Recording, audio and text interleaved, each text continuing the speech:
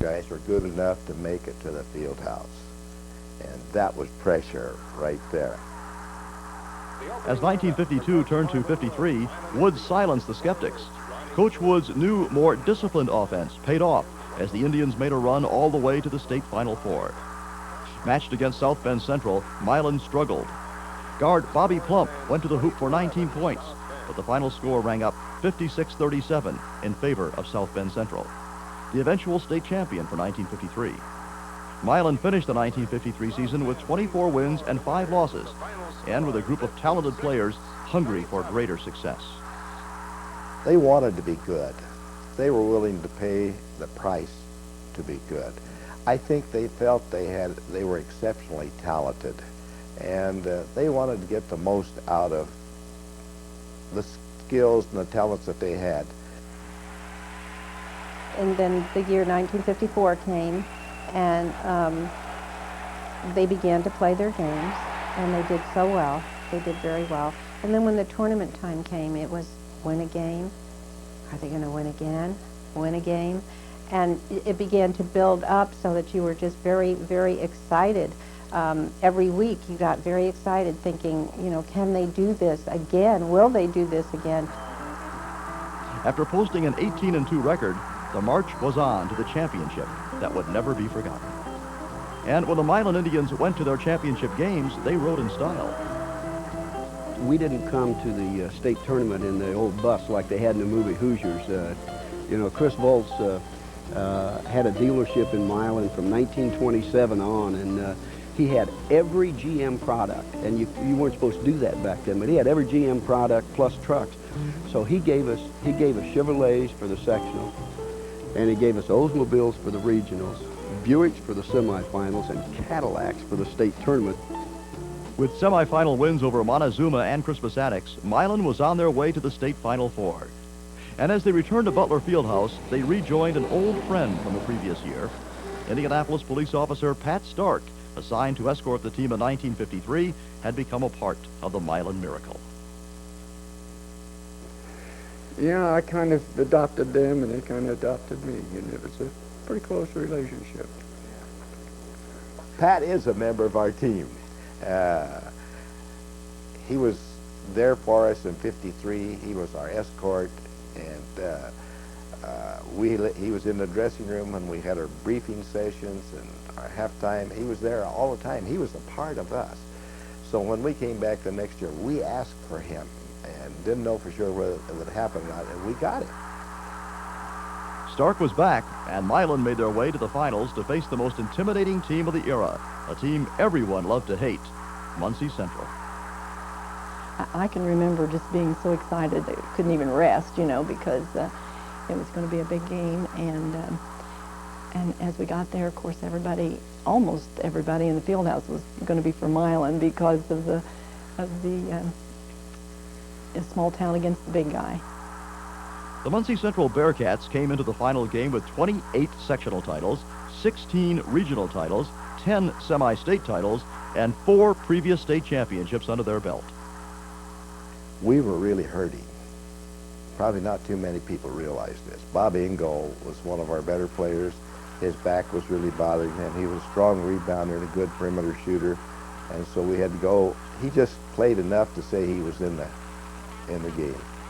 And then Muncie ran over Plump early in the game, and the coach, I understand, had instructed them, hey, if he's in the way, don't worry about making the basket, just run over him, and they did. And he was hurting the rest of the game. So we were struggling just to find a way to stay competitive. In fact, that's the reason we did some of the things we did, like holding the ball for 4 minutes. We felt maybe if we can stay close enough in the last 3 minutes, we'll have a shot. We found ourselves down 28-26 in the fourth quarter. I come across the 10-second line, and I look over to the sideline, and we'd passed the ball around, and I got the ball back, and I looked over, and Marvin Wood's sitting just like I am. The guy's leg crossed, and he's got his foot king. He's going, I guess he wants me to stand here. Well, I stood there for a little while, and I looked over after a minute, and he's going, Well, I guess he wants to stand here some more. So I stood there for 4 minutes and 13 seconds. And people asked him after it was over, he said, what in the world was in your mind, Coach? He said, you got Plump standing out there. You're behind 28-26. 15,000 fans are screaming. In the finals of the state tournament, and I facetiously say, Woody, he said, well, I was just trying to think of something to do. What he really was trying to do was keep us in the game, keep us within a distance of a bucket of being able to tie it up. They obviously, if we had them down 22-15, they outscored us 32 or 13-4. We weren't doing very well. We're down to 3 minutes and 40 seconds. 3 minutes and 39 seconds. We're getting another boy ready to come into the ball game. And we'll see what's going to be. Wendelman's coming in a moment. Just on pins and needles all the time. Just tension. You cannot believe the tension. Just the whole seating section was just, especially when Plump was holding the ball. You know, 4 minutes and 15 seconds, he's standing out there holding the ball, and we're 2 points behind. Everybody's panicking. You know, what are we doing? I thought, I don't know what he's doing. Still tied, 30-30, 25 seconds. Plump is dribbling out of the middle. And a timeout for Milan with 18 seconds to go, and the score tied 30-30. We called timeout with 18 seconds to go, and the score was tied 30-30, so we get in the huddle, and Woody, he said, okay, here's what we're going to do. He says, Kraft, you take the ball out, you throw it to Bob, and Bob, you just dribble around until there are 6, 7, 8 seconds to go, and then you can make your move. Just make sure they don't get a shot after you shoot. I said, let's go over that again. He said, Well, I told them this game's, we're either going to win it or it's going into overtime. We're not going to shoot too early, because they have a chance to get back at us. And that's why we put a little structure on how to use the time. And Muncie didn't want to foul. We knew they didn't want to foul, so they were going to be very careful. And I remember Gene White stated, why don't we get all the rest of the guys out of the way? And I said, great idea. That way they couldn't double up on him. It's just going to be one-on-one. And that's the way it turned out. There was nobody that could guard Bob one-on-one, not let him drive or get his jump shot off, especially if he was his size or slightly taller. And Bob wasn't having a particularly great game that night, but so maybe he was due. But anyway, we felt that we had a great shot at winning it, because we were going to get the last shot. If it went in, we were going to win the ball game. And I guess we still felt that we were in good condition as they were, and if it had to go into overtime, we would prevail. I got across 10-second line, Ray threw the ball back to me, and so help me, those 4 guys started going to the left side, and I looked, and here goes the 4 defensive guys, and I'm thinking, wow, you know.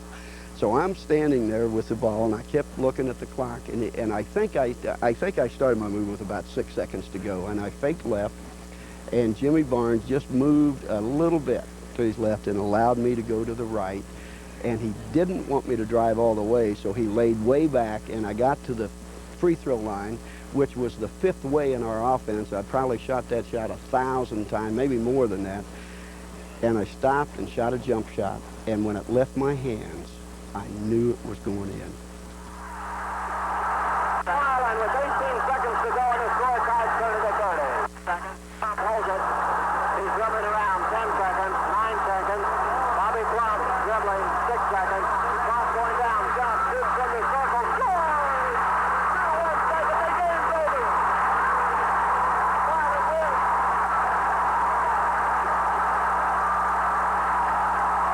Milan wins 32-30. It was a great feeling. It was probably the greatest instantaneous thrill a kid could ever have in his life. I thought, oh, yeah. Everybody just automatic, everybody rushed out on the floor, you know. And it just engulfed the whole floor. It's just unreal, you know. Because I was excited as they were, you know, jumping up the route and going out holding the ladder while they cut the net down and all that. I more or less forgot its place in it. Just became part of it, caught up in it. It's very hard to express. You know, the sound in that field house was deafening. And our players were so excited, our crowd. No, it wasn't just our players. It was the crowd, the whole state of Indiana, except for one little pocket, Muncie, Indiana, won the state that night. It's a dream, and it's a dream come true. I never realized then that this dream would last as long as it has. For all John Deere owners, there's a moment when the decision becomes clear. It happens long before the exclusive edge cutting system delivers its first superior cut, before you put its legendary durability to the test. To make it, and the greatest feeling in the world when you knew that you made the final cut. Yeah, remember when oh boy, they would post it.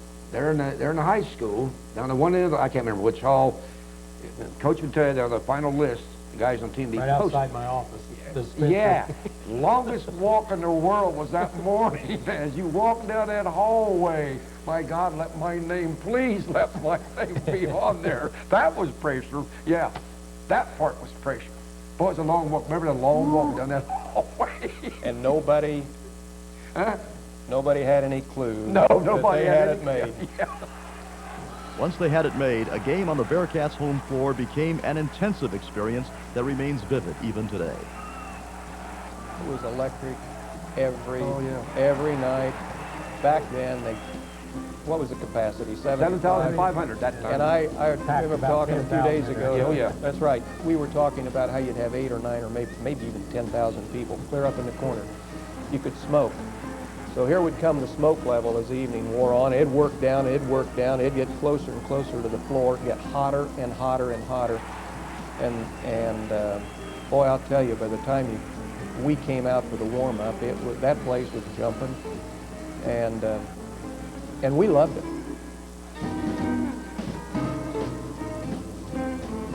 It didn't surprise us that we won.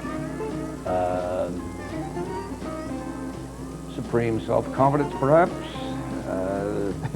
but I think that makes a winning team too. That makes a winning team.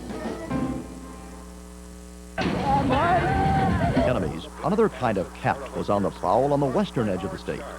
The Black Cats of Terre Haute Gersmeyer were coached by legendary Howard Sharp, who developed his own winning tradition with a stable of hoop stars. Those were great years in Terre Haute. And the thing back then, too, we also had the Wabash Valley Tourney, which was the largest non-state tournament in the United States. We had 116 teams in that Wabash Valley tournament, and that was big to try to win that thing. So there were a lot of goals, but the ultimate was Butler Fieldhouse. I had Bobby Leonard, Harley, Uncle Harold. I had a lot of great players. In other words, I developed a lot of it, but I could only develop what God gave them. Leonard left the Black Cats behind after graduating in 1950. Then came the most famous trio to play in that era: Harley, Arlie, and Uncle Harold. Harley and Arlie Andrews were twin brothers. They played together on the Gersmeyer teams with their Uncle Harold. Well, Uncle Harold, as he's well known, is truly an uncle. He's my dad's youngest brother of 7 children, and he's 9 months younger than Arlie and I. And so we brought him up, taught him a little bit about basketball, and in his own right became a very good ball player. Arlie Andrews was the big scorer for the Black Cats, and together Harley, Arlie, and Uncle Harold led the team to 31 victories in 1953, all the way to the state finals championship game against South Bend Central. It was a game the Black Cats could have won if not for a mix-up on foul calls. Arlie, number 34, was charged with a foul his identical twin, Harley, number 43, actually committed. And it was true. There was an error made. There was no question about it. And we had many of the sports writers, the broadcasters, and everybody had it right with the exception of the official scorekeeper, which was the most important. There was probably a 10-minute timeout discussion on that. I made the foul, and it was given to Arlie. Over to Smith, drives around and gives it now to Harley. There's a shot, and it's no good. A long rebound, and a foul is called, and Arlie Andrews, number 34. And in those days, a lot of times the official would come over and lift your arm if you made the foul to make sure that was recorded properly. The mistake, I think, was made, and when the official gave the report by hand signal to the official score, the 34 was read in reverse. And so that's what happened. I think it was an honest mistake, and it can happen in sports, and that's the way we accept it. In foul trouble, Arlie sat out much of the game, and early in the fourth quarter fouled out for good. Still, Harley stepped up with 20 points, and with the Black Cats down 1 with 3 seconds left, Harley launched a shot from the top of the key. It bounced out, and South Bend took home the 1953 state crown. I really think that if Artie could have played more in that ballgame, would easily win, because he was the leading scorer, leading rebounder, and was the key. And he didn't play much and didn't score much that final game. I was at that Final Four, and it's one of those games. I mean, Howard, his dream, his lifetime dream, you have to understand, was to win the state championship. And he got to the Final Four several times, but he could never win it. But what a wonderful career that he had, and the things that he did for all those kids through all those years that came up through Gershmeyer. That was his goal, to win the state championship. And I think it probably hurt him more than anybody. And if we should have won that, that would have been the greatest thing that we could ever have done for him. And I'm sure the other teams that went to the Final Four felt the same way. In the 50s, Sharp took his Black Cats on 4 trips to the state tourney Final Four. And his teams won 3 straight Wabash Valley tournaments, competing against more than 100 teams from Indiana and Illinois in the grueling midseason shootout. I learned so much. I don't think I ever learned as much from a coach after as I did from Howard Sharp in high school. Though Sharp's teams never made it all the way to the state championship, he is today the winningest high school basketball coach in Indiana history. Howard Sharp notched 755 wins in his 45 seasons of coaching. A big share of those came with his beloved Terre Haute Gerstmeyer Black Cats in the golden era of Hoosier hoops.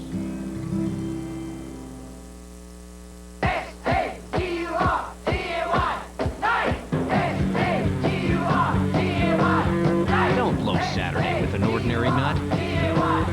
Put out the good stuff. Planters. The New England Patriots have won one of the greatest Super Bowls of all time. Patriots take the lead! Relive all the thrills of the Patriots' exciting championship season with Sports Illustrated's exclusive Super Pack featuring this must-have NFL Films DVD, the New England Patriots Super Bowl 38 champions. Plus this special Sports Illustrated hardbound commemorative edition. Both are free with your paid subscription to Sports Illustrated. Catch the award-winning writing and sports photography of Sports Illustrated every week. He's gonna go! Call now and run with the New England Patriots on their incredible winning streak through the season, the playoffs, and their unbelievable last-second Super Bowl victory. Get down on the sidelines for a close-up look at the players and coaches and a perfect view of all the action on your free DVD. With your exclusive Super Pack, you'll also get Sports Illustrated's special hardbound commemorative edition free. Individually numbered and highlighted with gold lettering, this colorful classic shows the Patriots in a championship style you'll treasure forever. Touchdown! Both are free with your paid subscription to Sports Illustrated, giving you 56 issues for only $1.59 an issue. Save over 50% off the cover price. Touchdown! This Wilson Super Bowl Mini Football, designed exclusively for Sports Illustrated, is also free when you use your credit card. It features the distinctive logos of Super Bowl 38 and the New England Patriots. You can't get this one-of-a-kind collectible anywhere else. Call now and get the incredible Patriots DVD, the Sports Illustrated commemorative, and the exclusive Wilson Super Bowl Mini Football. Right now is the time to get all 3 of these Super Patriots collectibles free. Don't miss your chance to celebrate the NFL champion New England Patriots with this fantastic Super Bowl package, available exclusively from Sports Illustrated. Call now.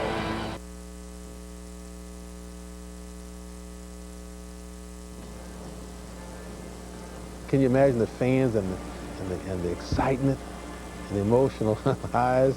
I mean, it was just wonderful, really. It was as I said before, it was the greatest times that I think anyone could have experienced going through high school. And I think that the whole city was proud, black and white, of Crispus Attucks. That's what I felt. Pressure makes the diamond.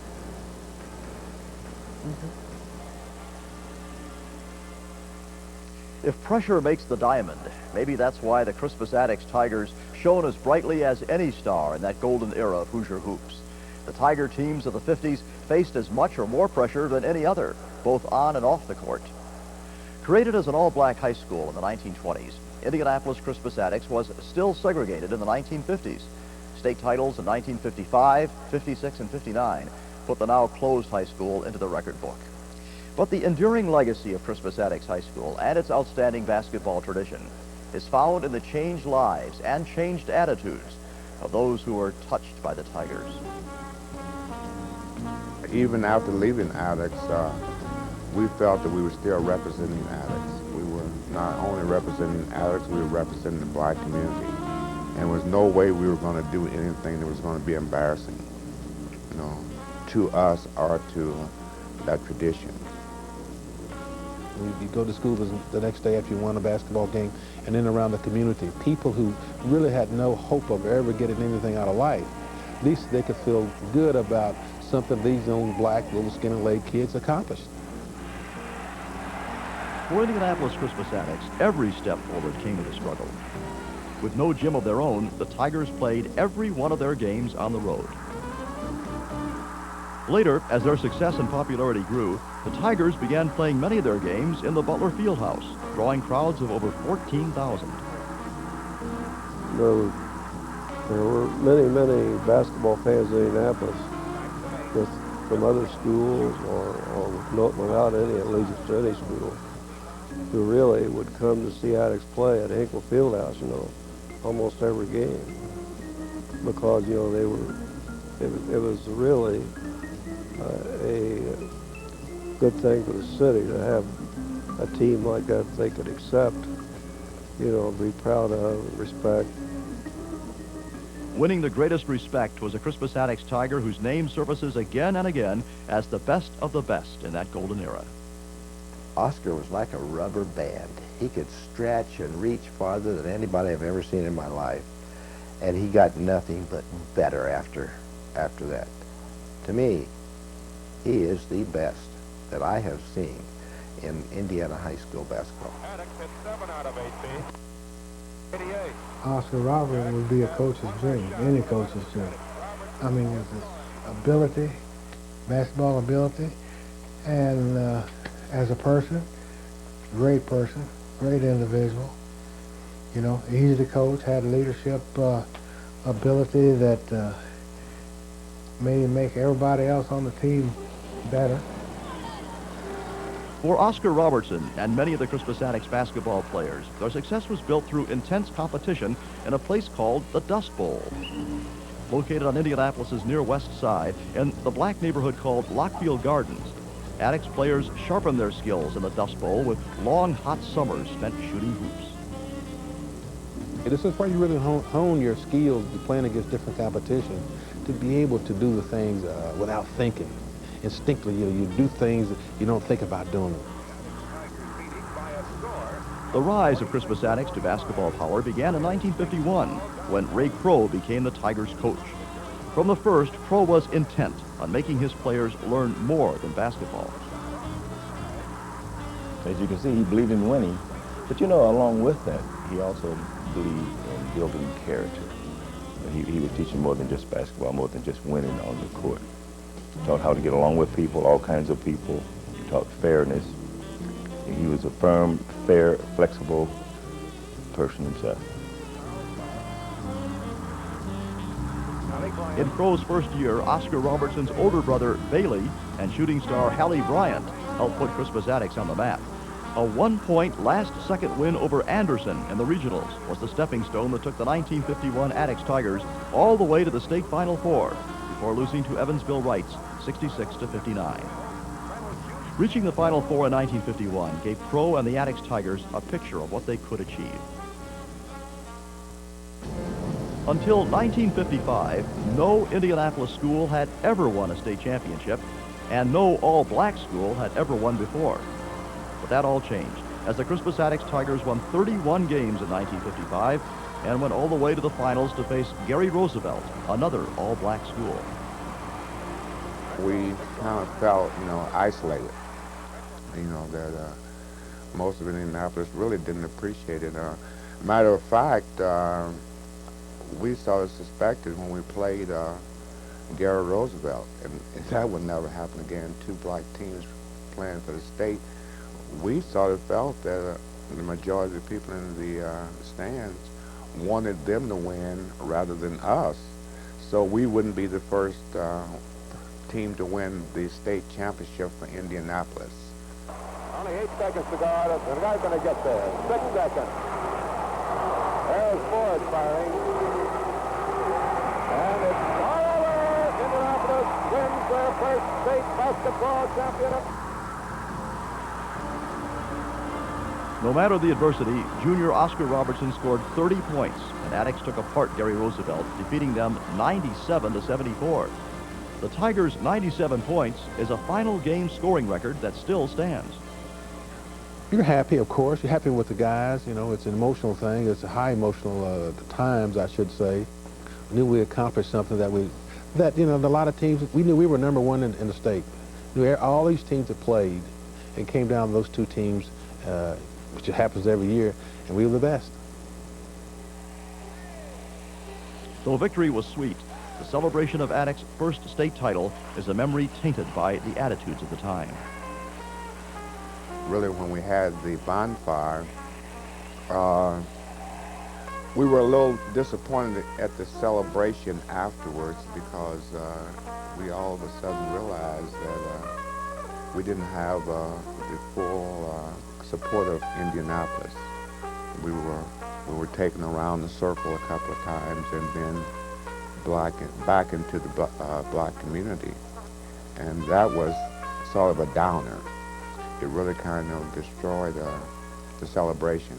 In 1956, the Tigers went all the way again, winning all 31 of their games and becoming Indiana's first ever undefeated state champs.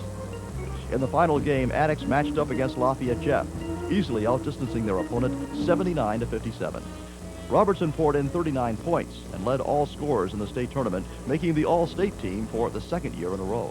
Well, I think Crispus Attucks basketball probably changed the city some, and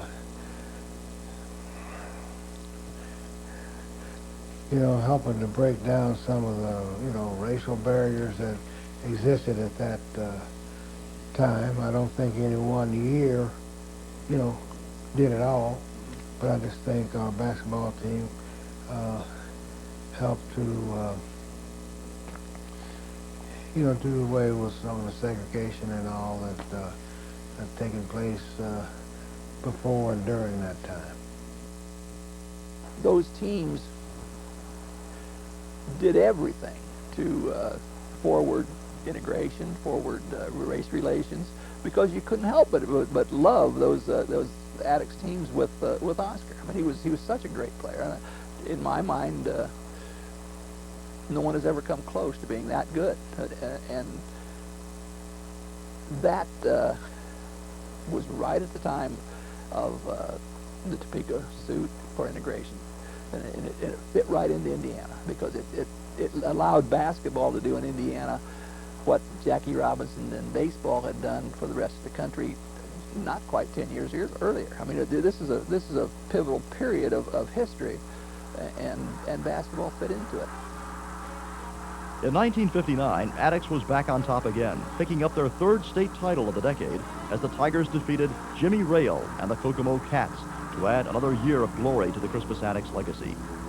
While racial prejudices did not change overnight, the Attucks Tigers showed that achievement was a door that could be opened to anyone, regardless of color. We are lost. You keep complaining. I'm losing faith in your sense of direction. We're on our way. Who's there? 6 girls? 6 girls. Does one of them know where we are? Oh, great. Break glass in case of adventure. We're in a Nissan Armada. Everyone can roll with us. We're going to the party now. Can I please drive now? I'd love to. Presenting the full-size Nissan Armada. Imagine up to 340 pounds of muscle-building, body-shaping resistance, all at the touch of a button. Well, it's here with the Platinum Crossbow by Weeder. Its one-touch digital control resistance revolutionizes strength training. Resistance, controlled inside the Platinum Powerhouse, is compounded through this system of cables, cams, and pulleys. Resistance you set with a touch of a button.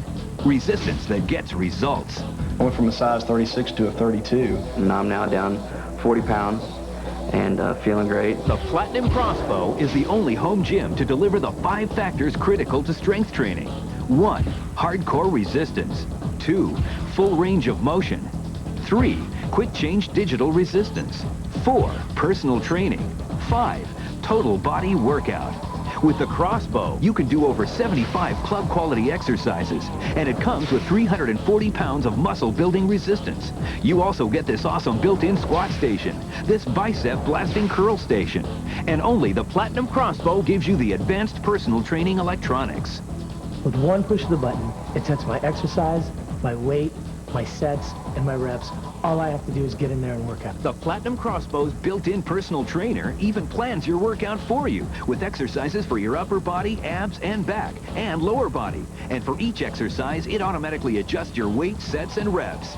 It also comes with a lat tower to target your shoulders and back, a leg developer to target your quads and hamstrings, and a cardio row to burn calories and get lean.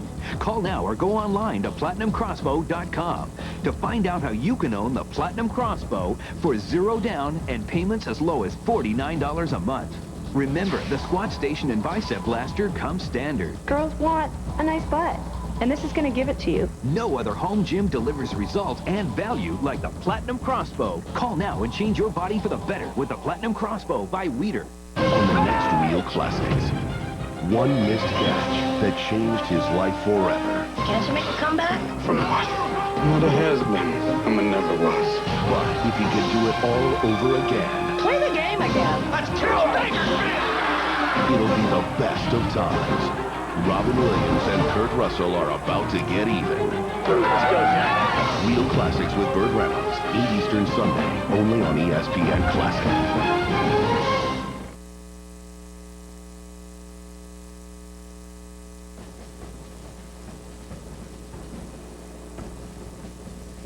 In the 50s, perhaps no place in Indiana meant more to a community than the local high school gym. The gym was the scene of school dances, pep rallies, graduation ceremonies that will live on in a lifetime of memories. But first and foremost, the high school gym in Indiana was built for hoops. The Friday night games made the gym the place to be. In November of 1951, the Huntingburg Happy Hunters christened their new high school gym, built to hold 6,214 people, over 1,000 more than the town's population. And they weren't alone. Many schools adopted this strategy to ensure home court advantage during tournament times. Of the 20 largest high school gyms in America, 18 are right here in Indiana. And the Hoosier State has more than 30 high school gyms with a basketball seating capacity of over 5,000. The biggest? Of course, it's the legendary Newcastle Fieldhouse. People in Newcastle were very tired of losing every regional at Muncie.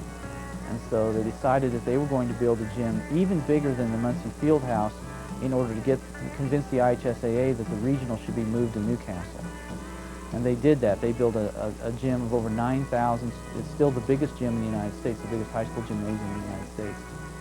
With a capacity of 9,325, the Newcastle Fieldhouse was built as perhaps the capstone on the golden age of Indiana high school basketball, dedicated on November 21st, 1959. The huge Newcastle Fieldhouse actually got its start in a rather unusual way 3 years earlier. In the mid-1950s, the people of Newcastle decided that they needed to build a new high school. And the high school was built on the south side of town, but they didn't have the funds at the time to build a new gymnasium. When the local school board put thumbs down on including a new gym in their plans for a new high school, basketball fans took matters into their own hands. They formed a not-for-profit corporation called Gym Now. And first of all, they had a fundraising campaign. They raised about $200,000 just through, they let students out of the high school during the day to do odd jobs for people. They had public car washes. They had parades and fundraising events. I would guess that there was more money raised by nickels and dimes than there was by any kind of big givings. You know, clubs in school would raise $10. You know, people in the community would do this, that, and the other thing and contribute. Then they sold about $800,000 in bonds, in 20-year bonds, to members of the community.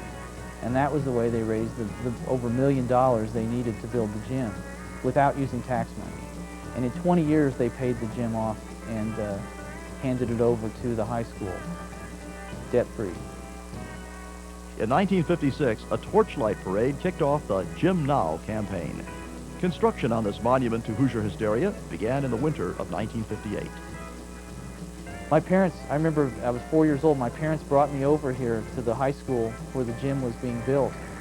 And we came up beside this huge hole in the ground. It was, I found out later, it was over 300 feet by 200 feet and 50 feet deep. And I remember my dad saying, that's where we're going to play basketball in about another year. And I thought, how are we going to play basketball down in this hole? I had no idea how it was going to be done.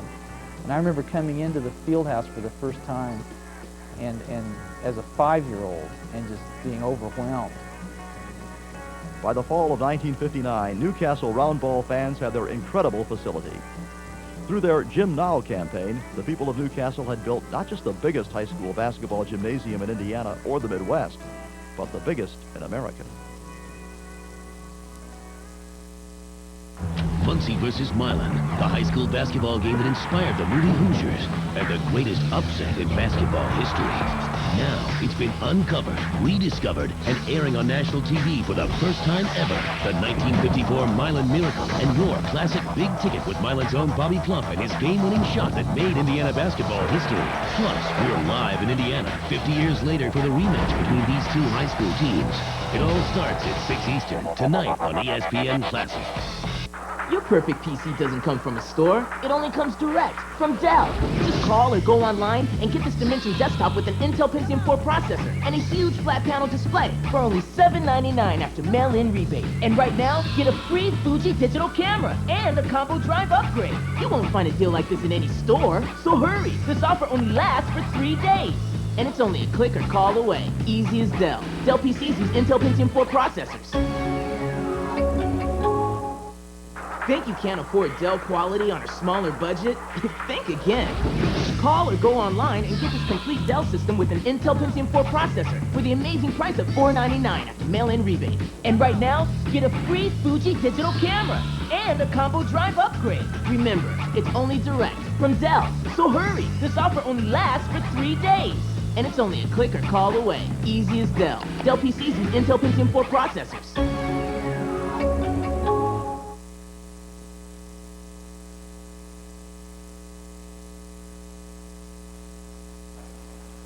Call it the game of the century or the 100-point wonder. Next to the Milan Miracle in 1954, this one is perhaps the most famed game in Indiana high school basketball history. And it took place near the end of the 1950s, the perfect exclamation point on this golden era of Hoosier hoops. On February 20th, 1959, Newcastle squared off at home against Kokomo. It was a game that would close the doors on Newcastle's old gymnasium before the move the next fall to the huge new field house. And the nearly 2,000 fans packed elbow to elbow in the tiny Church Street gym witnessed an incredible shootout that became one for the record books. one of Indiana's greatest pure shooters ever, the Kokomo Cats' Jimmy Rail, known as the Splendid Splinter, and the Newcastle Trojans' own shooting star, Ray Pavey, filled it up for a record 100 points combined. I knew we were both having good nights, but I didn't realize it was going to end up quite like that. I thought maybe we might get 40 apiece, something like that. It was just a bit more than what I had thought it was turning out to be. I would say it's probably the second greatest game in the state of Indiana. Probably because of the uniqueness of it, and the, you know, we're not in a three-point shot. You know, the 51-49 were all earned. Ray Pavey ripped the nets with 23 buckets and 38 shots from the field and dropped in 5 of 8 free throw attempts. I missed 7 layups in the first quarter. Can you imagine how many points we could have gotten if I really played well? You know, I played. My game was terrible in the first quarter, and I was just I was untouchable in the second quarter. You know, I got 21 points in the second quarter. That's a lot of buckets. Jimmy Rail, a long-range bomber, arced 18 of his 33 shots into the hoop and was a deadly 13 of 15 from the foul line.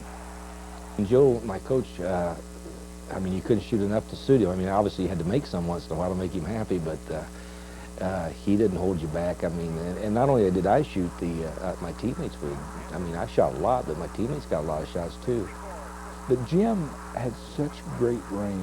I don't know of anybody ever that has had the kind of range of shooting Jim had. You know, I mean, literally, one step across the 10-second line was a good shot, and if you let him alone, he'd shoot it, and probably it'd go in. Everybody has their right to their opinion, but if I had an open shot and I didn't take it, I'd feel like an idiot. You know, I'll take the first good shot, because you know, if you can't take that, you can't make that, you might as well not be out there. The final box score read 51 points for Ray Pavey, 49 points for Jimmy Rail.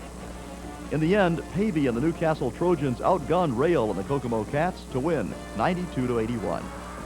Yet Kokomo would ride the wave and Jimmy Rail's splendid shooting all the way to the 1959 Indiana State Finals, falling to the Crispus Attucks Tigers in the championship game. Still, that one night in late February of 1959, when Ray Pavey and Jimmy Rail combined for 100 points, their century game, is another golden memory in the history of Hoosier hoops. Hoosiers have spent their lives holding a basketball, and yet, as we look back on the 1950s, it really seems that basketball has had a hold on Hoosiers all these years. The lights streaming down onto the court, the squeak of 10 pairs of shoes up and down the old wooden floor, the roar of the crowd, the shrill whistle of the referee, and then those last moments of time, slowly, endlessly ticking off the clock and sending the game, the crowd, and the players into the hazy, golden light of yesterday, where each game lives on. The world premiere of Sports Century, Steve Carlton, coming March 1st.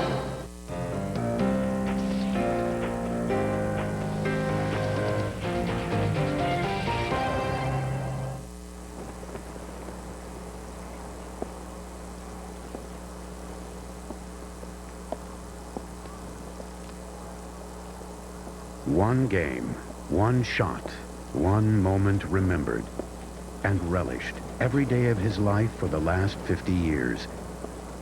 But Bobby Plump's moment wasn't transformed by memory into myth. It was myth when it happened. He played the leading role in the real-life Hoosier story. A dream, first formed on the once bustling streets of Milan, Indiana, and realized in a flick of his wrist.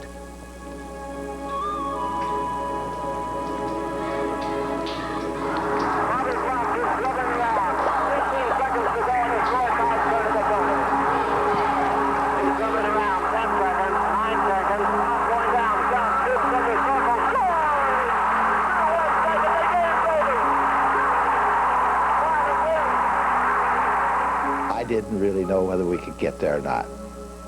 But it was a chance that we had to take, and we went out and we got him. So David prevailed over Goliath with a sling and a stone. he struck the Philistine and killed him.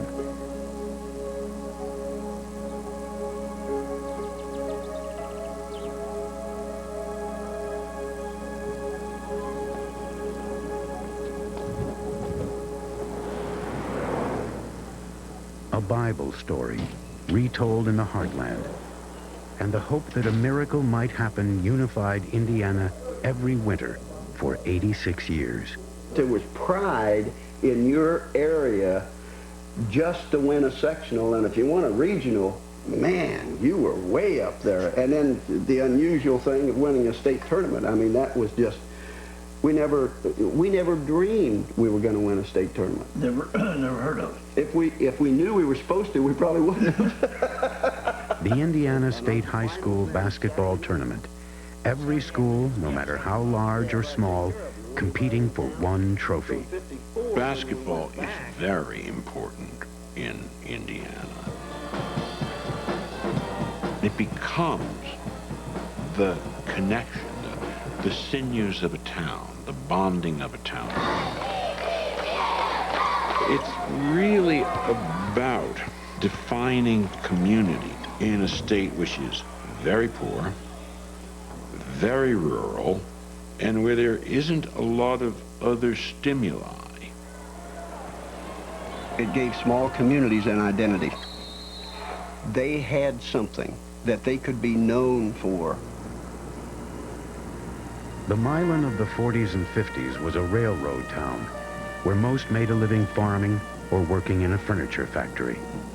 It's just like guys used to ask me all the time. They'd say, you know, living down there, he said, oh, God, you must have had everything. I said, no, didn't have nothing. Had a lot of love from everybody in the town. I said, we didn't have anything. I said, you know, you got a new pair of shoes and a shirt or something for Christmas. That was big. I think maybe I was in the 8th grade before I ever saw a varsity high school basketball game. And I thought, gosh, if I could just sit on the bench and put on one of those varsity basketball uniforms, I'd be a hero.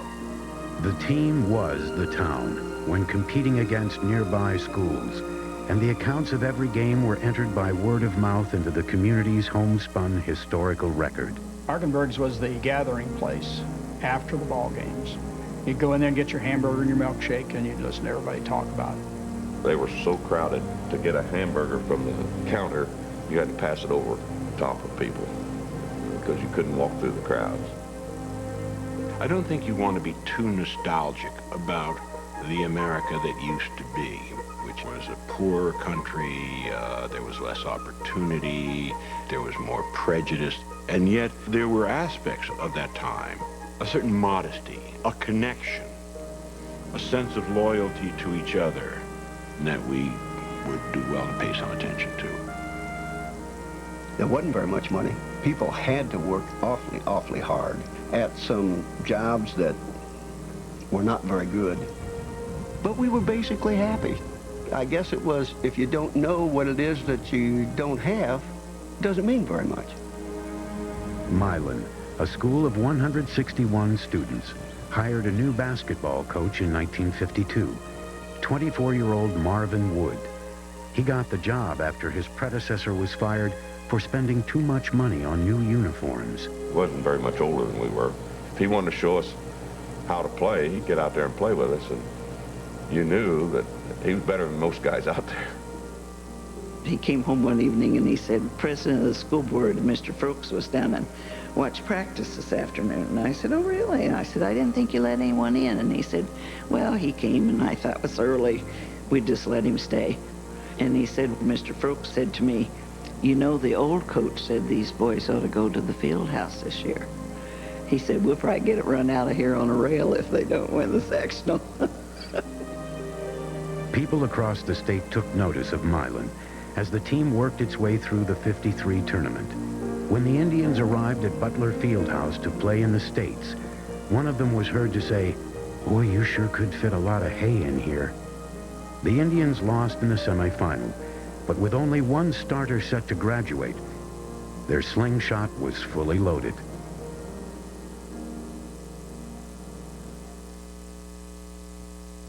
This is the sound. These are the results. Can you feel it? Can you hear it? This is the sound of the PowerFlex by Gold's Gym, the authority since 1965. Gold's Gym gives you one powerful machine with 65 club-quality exercises and up to 410 pounds of resistance to build muscle, define muscle, lose fat, all in just 6 weeks or less to get you the body you've always wanted, guaranteed. The secret to the PowerFlex begins with the swivel flex pulleys that provide you with free range of motion so you can move from one exercise to the next safely. Next, Power Stroke Resistance simulates the natural movement of your muscles and allows you to move from 10 to 410 pounds of resistance with one simple stroke. It's this awesome combination that gives you those ripped abs and more chiseled arms, legs, chest, and back.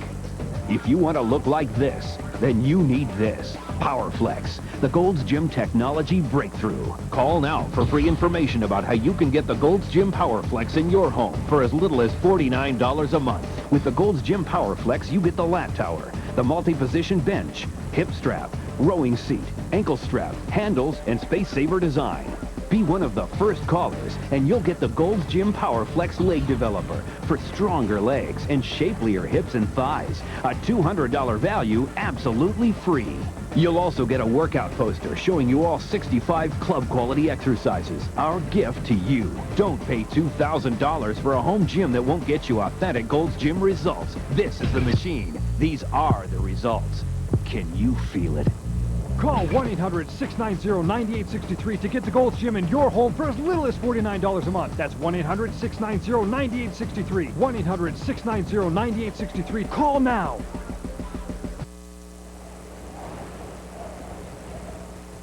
They'll tell you in Indiana that basketball season starts when the frost is on the pumpkin.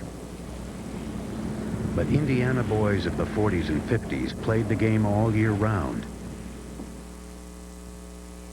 Bobby Plump and 3 of his teammates lived 3.5 miles down the road from Milan in an even smaller town, Pierceville, with a population of 45. Amenities, I can describe it very well. We had none. We never had running water. We had an old coal stove that, you know, you got warm one side of you, either the back or the front. I guess the greatest thing we had was panes in the glass, and the wind didn't blow through so much. People still drive miles to visit the spot where Bobby played ball as a kid. Every now and then, Pierceville locals will see a stranger standing in silence on the old gravel court, hoping to feel the magic of that simpler time. My dad built a bankboard there on the back of the garage, and he had smaller gravel put on top of the others so that it would be easy to bounce the ball. There was a sawmill about 1.5 miles down the road. We'd go down and get sawdust from the sawmill. If it was snow, we'd put sawdust down. When it's dry and cold and you're playing outside and you go inside to warm your hand, you know, they crack. They bleed, but we'd just take tape and tape over that and go back out and play again. We would hang an extension cord and a light on a reflector and play till we either dropped or Mom called us to come home.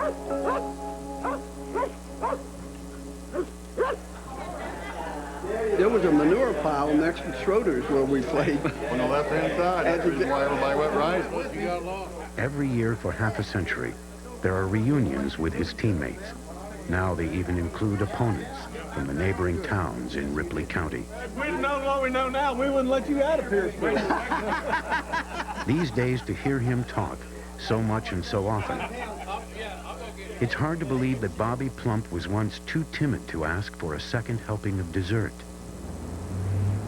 or that he was wary of traveling to Milan, which seemed like a big city to him. Shy, quiet. In his sophomore year, he was inserted into the starting lineup, and I think that bolstered his, and that's when he found out that he was better than other people. The 1954 Milan Indians were a talented team of interchangeable parts.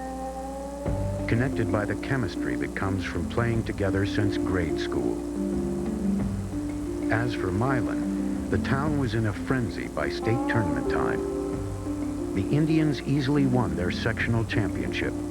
Chris Voles, a local car dealer, sent the team in Pontiacs to the regionals, where they overcame a 7-point halftime deficit to beat Aurora. Then they were off to the States, this time in Cadillacs.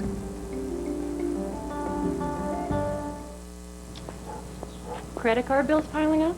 Yep. Need cash fast, huh? Yep. Try our e-loan home equity line to pay off those high-interest credit cards fast.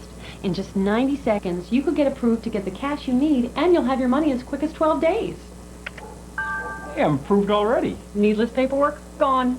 We'll even come to you for signing. I like that. Nothing should come between you and a great rate. That's why there's e-loan. Apply now at eloan.com or call 1-800-ELOAN-22. Muncie versus Milan, the high school basketball game that inspired the Moody Hoosiers and the greatest upset in basketball history. Now it's been uncovered, rediscovered, and airing on national TV for the first time ever. The 1954 Milan Miracle and your classic big ticket with Milan's own Bobby Plump and his game-winning shot that made Indiana basketball history. Plus, we're live in Indiana 50 years later for the rematch between these two high school teams. It all starts at 6 Eastern tonight on ESPN Classic.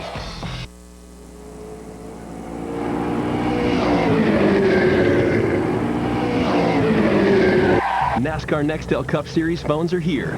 Choose from 10 different limited edition driver designs, all with built-in walkie-talkie and GPS. Plus, get real-time race updates. Act now. Save $75 after mail-in rebate. Nextel. Get it done with NASCAR. Call 8777 Nextel to shop or find a Nextel store. What's the latest from Gateway? It's our cool new notebook with a mobile Intel Pentium 4 processor M for only $899.99. That's right, it might just be time to get into a smart Gateway notebook that's got all the power of a desktop and the space-saving portability of a laptop. It has a CD burner DVD combo drive and 256 megabytes of RAM, all for under $900. And when you order now, you'll save $250 and we'll ship it for free. So call 1-800-555-2081 today.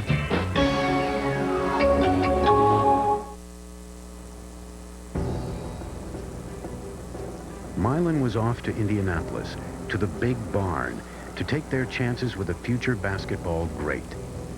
In 1954, even as this last snapshot of another America is taking place, on the ascent is Indianapolis's Crispus Attucks High School with the great Oscar Robertson playing. The torch is being passed. It's a new America emerging in basketball where blacks are about to become dominant. As the Indians prepared to face Crispus Attucks in their state quarterfinal game, Coach Marvin Wood noticed each of the Attucks players stop outside the dressing room to get a drink of water and catch a glimpse of these country boys. They were in awe of Bobby. He just literally had them scared. I don't care what anyone says. They were in such awe of him that he could do whatever he wanted to do against a team that was really good. No doubt Milan was fortunate to face Oscar Robertson when he was just a sophomore. Still, Milan won by 13 points. Plump scored 28. And then there was a final that seemed drawn up especially for a dream. Muncie Central, a city school of nearly 2,000 students. 4 state championship trophies already on the mantle. 4 more to come. Versus tiny rural Milan, with only 73 boys to choose from to field a basketball team. We were just so naive. We just thought, well, we'd come out and we'd play in most all the games, and, you know, we'd win because we usually did. And then when the boys came out on the floor, they were bigger than our guys, and I thought, oh, geez, you know, this is really going to be difficult. The game was tight throughout, with Milan stalling for much of the second half, even when they were trailing. And my mother says, Mary, what are they doing? What is Marvin doing? They're behind. Doesn't he know they're behind? And I said, Mother, I don't know what he's doing, but he must know what he's doing. Don't worry about it. Score tied 30 all, 18 seconds left. Milan calls timeout. I was calm. We knew we had a chance to win it. And we knew if we could get, I knew, and I think we all knew if we could get the ball in the hand of Plump, he was going to get a good shot for us. Gene suggested that we kind of clear things out, and our coach thought that was a good idea. So it was going to be one-on-one.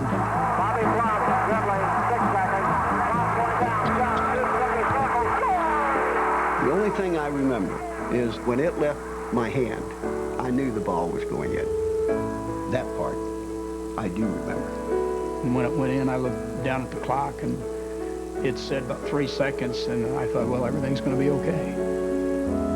The shot was true to the mark. How many lives that changed. We were actually playing that game for all the small teams who never had a chance to get there. Marvin wasn't a real emotional person, but he'd say, I don't really believe we did it. And I'd say, but you did. Well, I know we did, but I can't believe it. Well, they wouldn't talk about David and Goliath, but it happened every day.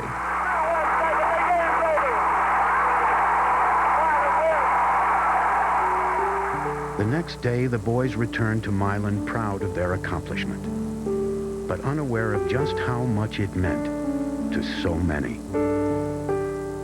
Cars are parked along the side of the road going into Milan 12 miles away, and we thought there was a tremendous accident there.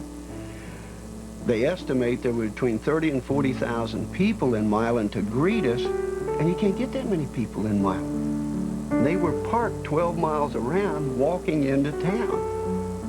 It was just a sea of people everywhere you looked.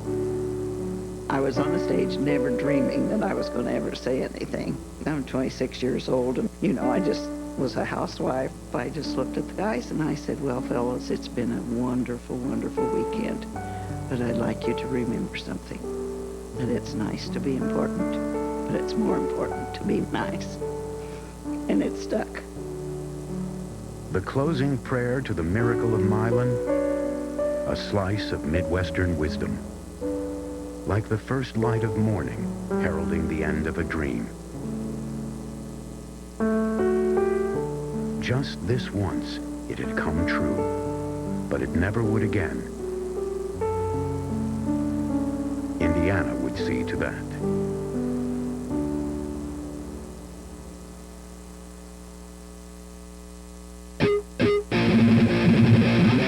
On newsstands now. Only one of these 12 fans will win their dream job. First quarter action. Locked up in a tight one. 16 points in the first half. As the next SportsCenter anchor, ESPN's Dream Job. Live, tomorrow at 10 p.m. on ESPN. Jackie Robinson broke the Major League color barrier. There was Jackie. He brought home. But are players still fighting for equality? Racism is in baseball. I don't care what anyone says. Sports Century, the disciples of Jackie Robinson, 8 p.m. Monday on ESPN Classic. Muncie versus Milan, the high school basketball game that inspired the Moody Hoosiers, and the greatest upset in basketball history. Now, it's been uncovered, rediscovered, and airing on national TV for the first time ever. The 1954 Milan Miracle and your classic big ticket with Milan's own Bobby Plump and his game-winning shot that made Indiana basketball history. Plus, we're live in Indiana 50 years later for the rematch between these two high school teams. It all starts at 6 Eastern, tonight on ESPN Classic. The boys, as they are still called even though they're well into their 60s, have been coming back to town for the last 50 years, as much brothers as teammates. Bobby Plump's shot changed so many lives. Most of the boys went to college, afforded only with scholarships. Bobby Plump, once a shy country kid, is now a folk hero, identified by a jump shot and a dream. I got a letter, and it was simply addressed Plump, Indiana, and they delivered it. He raised a family and became a successful businessman. Yet he still gets an occasional phone call at some ungodly hour in the morning when the voice on the other end will ask him if he's really the guy who hit the shot. Bobby will politely answer yes, and then go back to sleep.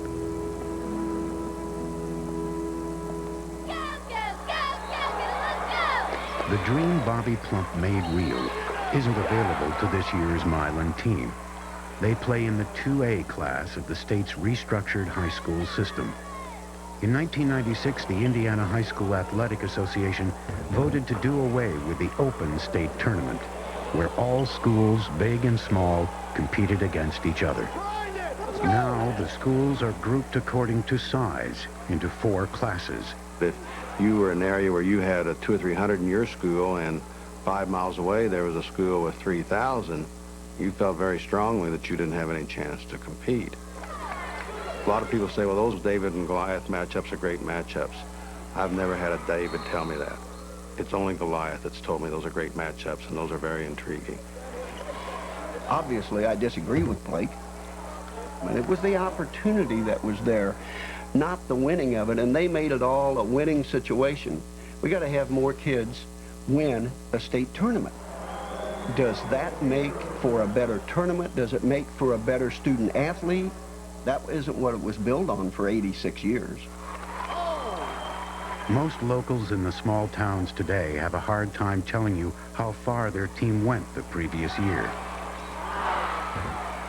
Because the sectionals, the intimate geographic rivalries, are gone. The roots of the tournament was at the sectional level. In the geographical region with the people that you've grown up with, you're the champion of your area. Now, sectionals are spread out. Teams are traveling over an hour for ball games. Crowd interest is down. You've destroyed the essence of the tournament.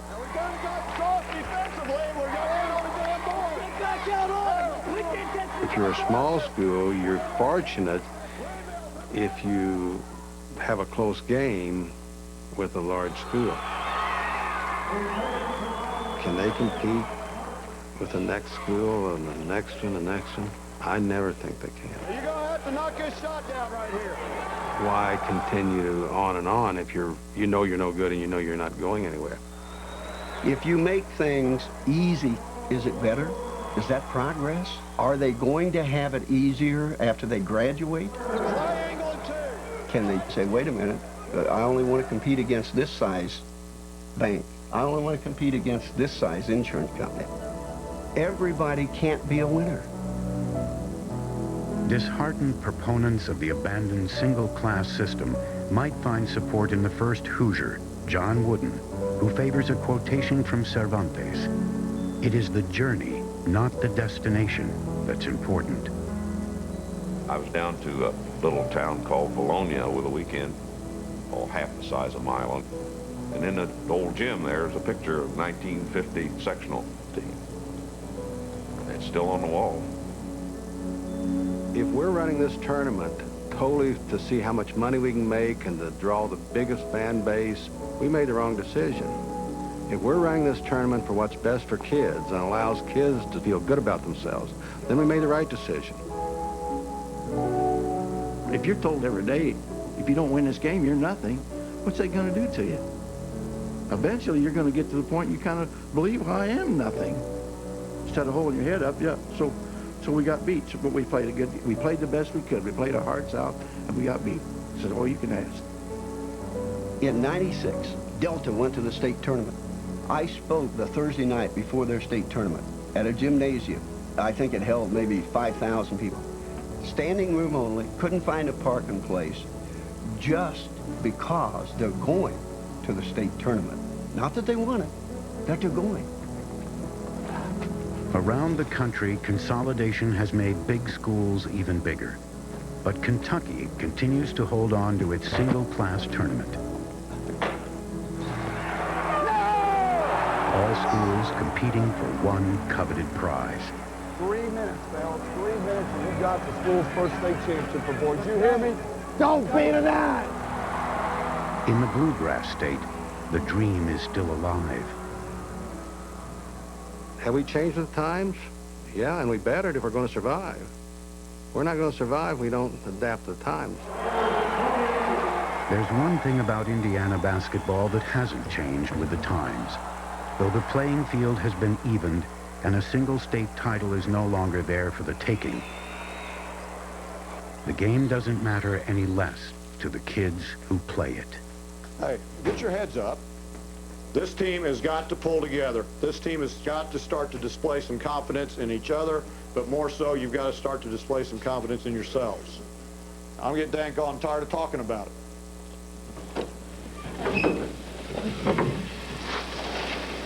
But these days, the frost on the pumpkin just doesn't mean what it once did to Hoosiers. A dream that united Indiana has been lost, exiled to a romanticized past. Along with rural areas replaced by sprawl, the friendly few by the faceless many, teamwork by self-interest.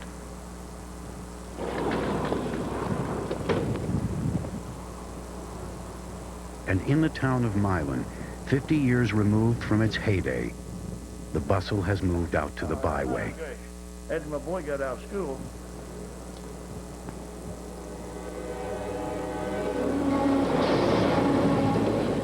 Trains don't stop here anymore. Nothing stays the same. It's nice to remember the way it was, but nothing stays the same. It would be nice if there were businesses there like there were in the 50s, but everything changes. I guess it's part of progress.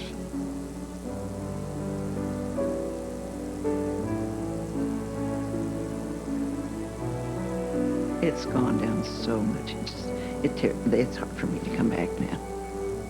We came down here and we stood on the corner. I said, Marvin, if there's anyone that doesn't believe that was a miracle, they need to come and stand right here on this corner. Nothing wrong with dreams. They don't all work out, but you'd be surprised how coming close to that dream, how much that's worth. Milan's coach, Marvin Wood, died of cancer in 1999. He was a religious man and a basketball innovator who guided his team with a stern hand. Some of us, when we were growing up, we didn't have a father. But with Mr. Woods, you could talk about anything and everything. So I don't know what else to say about him. I loved him. Coach Wood was buried with his championship ring on his finger and a photo of the team by his side. I just came across a little article that he wrote for the newspaper in our area. He had talked about what he thought one-class basketball did for Indiana and what it would be if it went. And at the end he said, "So long, good friend. It's been a great ride."